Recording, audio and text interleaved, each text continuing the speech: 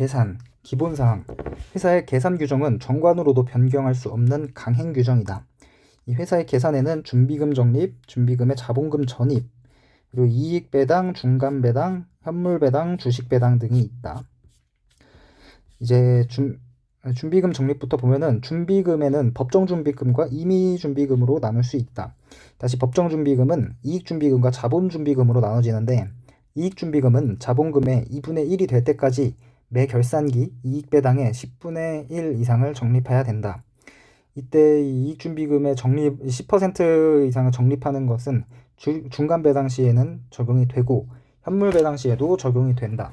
하지만 주식 배당 시에는 적용하지 않는다. 그 다음 자본준비금. 자본거래에서 발생한 잉여금을 대통령령이 정하는 바에 따라 적립을 하는데, 합병 분할의 경우 소멸회사, 분할회사의 이익준비금, 기타 법정준비금을 존속회사에 승계하는 것이 가능하다.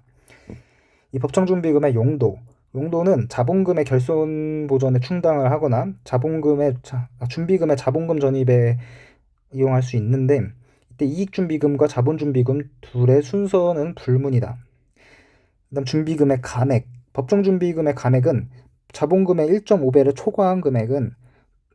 초과한 금액이 있을 경우 이는 총액 보통 결의로 이익 배당이나 기타의 용도에 사용 가능하다. 임의준비금. 정관 규정 또는 총액 보통 결의로 적립을 하는데 적립 목적에 따라서 사용 가능하다. 하지만 이 임의준비금을 자본금에 전입을 할 수는 없다. 하지만 이익 배당은 가능하다. 따라서 이 법정준비금과 임의준비금을 정리하면은, 법정준비금은 자본금을 전입을 할 수 있고 결손 보전에 사용할 수 있으며 원래는 이익 배당에는 사용할 수 없다. 하지만 자본금의 1.5배를 초과한 금액은 보통 결의로 이익 배당 사용할 수 있는 것. 임의준비금의 경우에는 이익 배당 자본금 전입은 할 수 없고 이익 배당은 가능하다. 다음 준비금의 자본금 전입. 이 결의 및 효력 발생은 원칙은 이사회가 결의를 하고 이 일정한 날 기준일에 효력이 발생하는데 이사회 결의 2주 전에 공고를 해야 된다.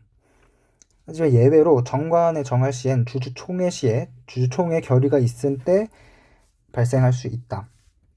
효력이 발생한다. 기본사항으로는 이 준비금의 자본금 전입은 주주평등의 원칙을 적용하고 단주인 경우에는 경매, 거래소, 법원의 허가를 받아야 되며 신주의 주주가 된 때, 즉 효력 발생 시에는 이사는 지체 없이 주주와 그 질권자에게 통지를 해야 된다. 연중에 전입을 한 경우에는 균등배당이 적용이 되고 이때 약식질, 등록질 규정이 준용이 된다. 즉 적용을 할 수 있다. 자본금 전입에 하자가 발생했을 때는 신주 발행 유지 청구, 효력 발생 전에는 신주 발행 유지 청구를 하는데 이때 회사 이사에게 손해배상 청구를 할 수 있다. 또한 신주 발행 무효의 소를 제기할 수 있는데, 단 무효 판결이 확정되어도 얘는 납입금을 반환하지 않는다는 것을 주의해야 된다. 왜냐하면 준비금 자본금 전이면 무상증자이기 때문에 주주가 납입한 적이 없었다. 법적 성질은 판례는 주식 분할로 본다. 따라서 민법의 과일에 관한 규정이 적용되지 않는다는 것을 주의. 발행 주식 수와 자본금은 증가하며 전체 순자산 자본은 변하지 않는다.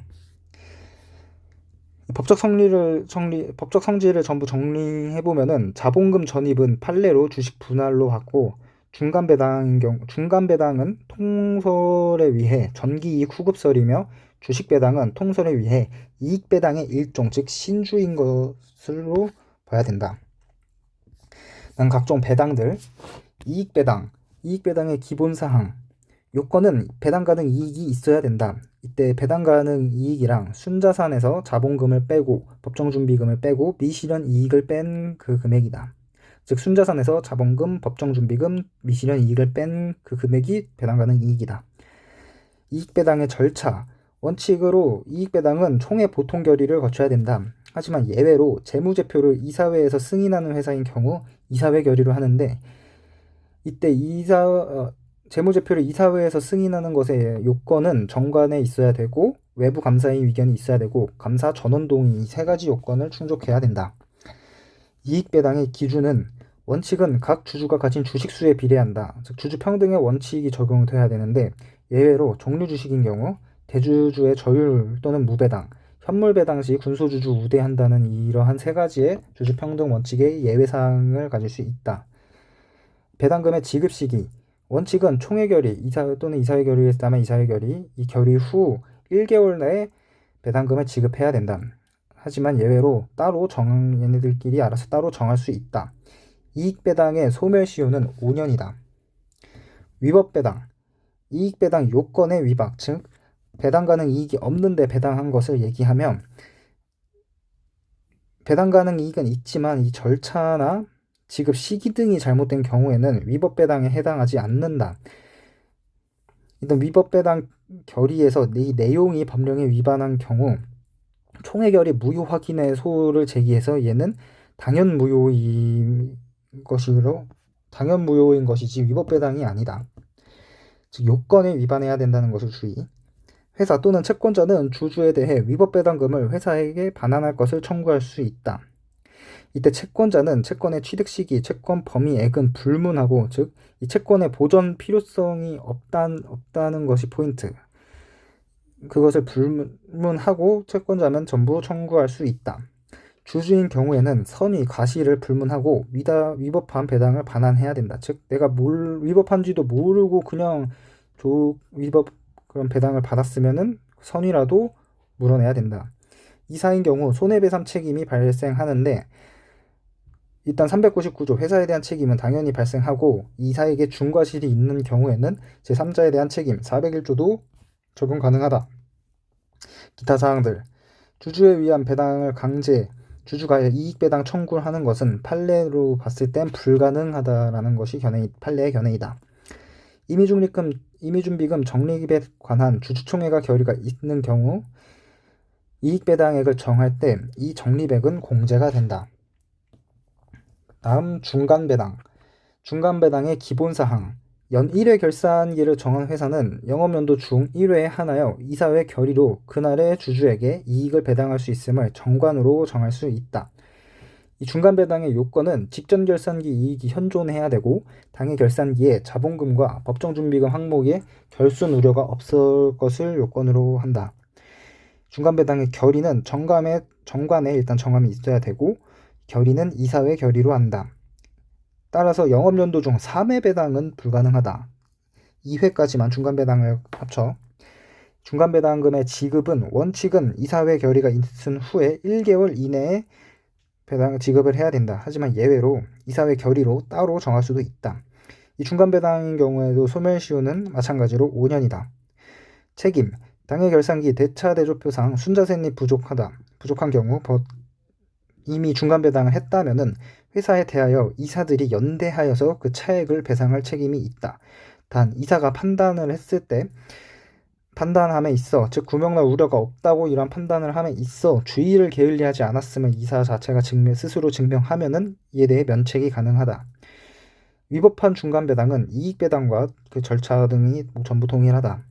중간배당의 성질은 통설로 봤을 때 전기이익 후급설이다. 즉 중간배당의 재원은 직전 결산기에 배당 가능 이익인 것이다. 기타 사항들. 중간배당에서 우선주, 후배주 등 차등 배당 가능하다. 이 중간배당을 현물로 배당하는 것은 가능하다. 이때 중간배당의 경우에도 10분의 1 이익준비금으로 적립을 해야 된다. 중간배당 기준일 사이에 신주가 발행된 경우에는 동액배당, 균등배당을 한다.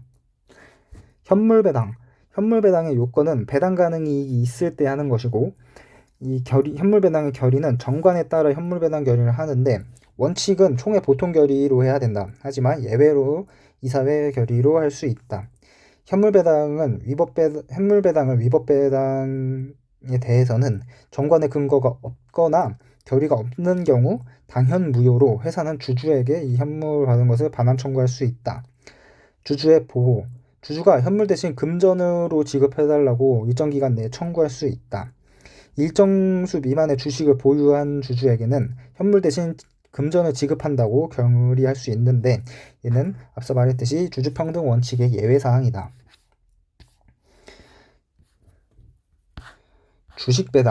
주식배당의 요건은 배당 가능 이익이 존재해야 되고 정관상 발행 예정 주식 수 중 미발행 부분이 남아 있어야 된다. 절차는 주주총회 보통 결의를 거쳐야 되는데 이 결의를 했을 때 이사는 지체 없이 주주와 명부에 기재된 질권자에게 통지를 해야 된다. 주식 배당의 효력은 주주총회가 종결한 때 효력이 발생한다. 이 특징은 이익 배당을 새로이 발행하는 주식으로서 할 수 있다. 즉, 이 주식 배당은 신주 발행임을 굉장히 주의해야 된다. 만약에 이 배당, 주식 배당인데 이때 배당을 자기 주식 가지고 있던 자기 주식으로 한다. 이는 주식 배당이 아니라 현물 배당임을 주의해야 된다. 즉, 주식 배당은 신주 발행이다. 성질, 통서울로 봤을 땐 이익 배당의 일종이다.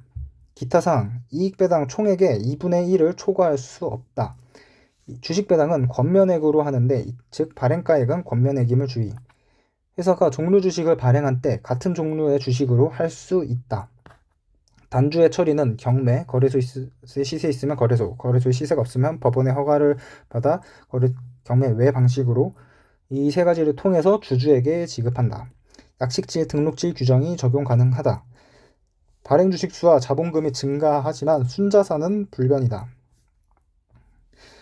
위법 배당. 주식 배당에 대해 위법한 경우에는 신주 발행 무효의 소를 제기한다. 단, 또한 납입금 환급 규정은 없다. 이 소의 원인은 배당 가능 이익이 없는 상태로 주식 배당을 한 경우, 발행 이전 주식수가 남아있지 않은 상태로 주식을 배당한 경우, 그리고 특정한 주주를 배제한 주식 배당을 한 경우, 이때 신주 발행 유지 청구권, 사전적으로는 신주 발행 유지 청구가 가능하고 회사에게 손해배상 청구, 그리고 이사에게 손해배상 청구가 가능하다. 배당 가능 이익이 없음에도 주식 배당을 한 경우 채권자가 반환 청구를 할 수 있냐라고 물어본다면은 이 통설로 봤을 땐 주식 배당의 경우 채권자가 청구할 수는 없다는 것을 주의해야 된다.